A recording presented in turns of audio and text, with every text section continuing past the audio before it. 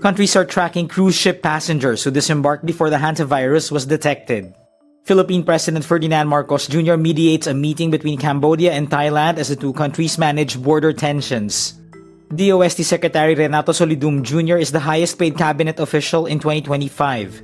Education tool Canvas is hacked, disrupting classes ahead of finals in the United States. And astronomers get their clearest look yet at the surface of a planet beyond our solar system.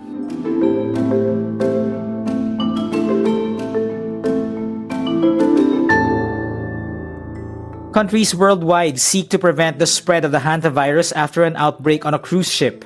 Authorities are tracking those who disembarked before the virus was detected and anyone who had close contact with them since.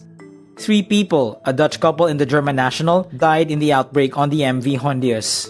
The World Health Organization says 5 people are confirmed to have contracted the virus, with another 3 suspected cases. The ship's operator says all passengers who disembarked in St. Helena in the South Atlantic Ocean, where the trip made a stop on April 24, have been contacted. This included people from at least 12 countries, among them 7 British citizens and 6 from the United States.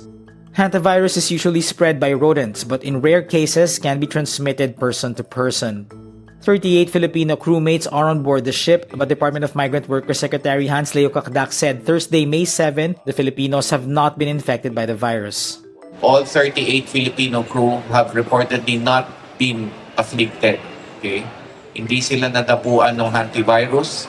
However, we continue to monitor their situation. Philippine President Ferdinand Marcos Jr. mediates the trilateral meeting with counterparts from Cambodia and Thailand as the two countries manage border tensions.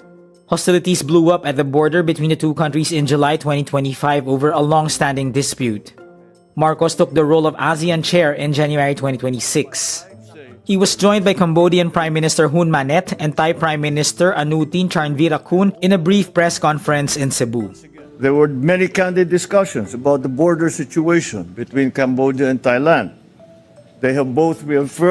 Although they have both reaffirmed their importance of maintaining open communication, exercising restraint, avoiding actions that may escalate tensions, and continuing efforts towards peaceful dialogue and constructive engagement. Both countries' leaders are expected to continue talks to prevent escalation.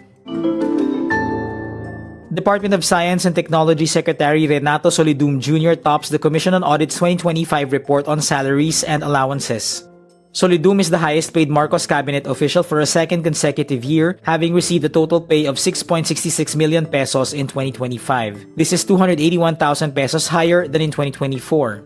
His compensation from his post as DOST chief is broken down to 3.52 million pesos in basic pay, 1.62 million pesos in allowances, 1.09 million pesos in bonuses, incentives, and benefits, and 264,000 pesos in discretionary expenses.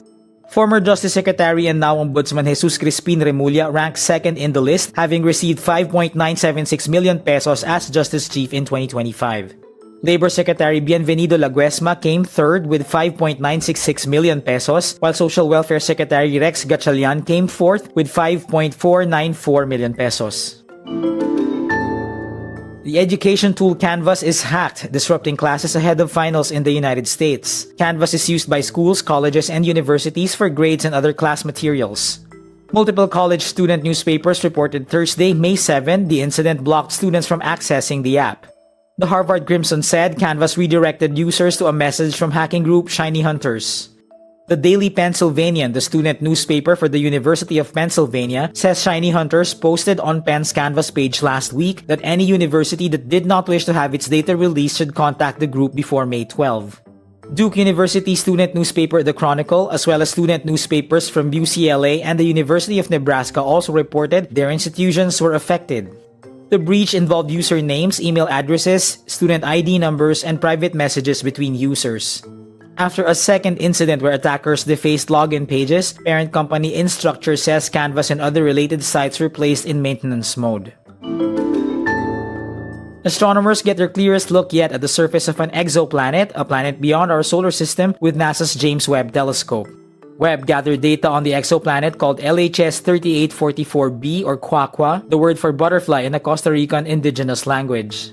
The rocky exoplanet has a diameter about 30% larger than Earth and a surface that may resemble that of Mercury. Its lack of a discernible atmosphere and its extreme temperatures, fiercely hot on one side and frigid on the other, seem to render it uninhabitable. The planet orbits a star smaller and less luminous than the Sun, located about 49 light-years away. Astronomer Laura Kreidberg says, "This planet is not a nice place and is a hellish, barren rock."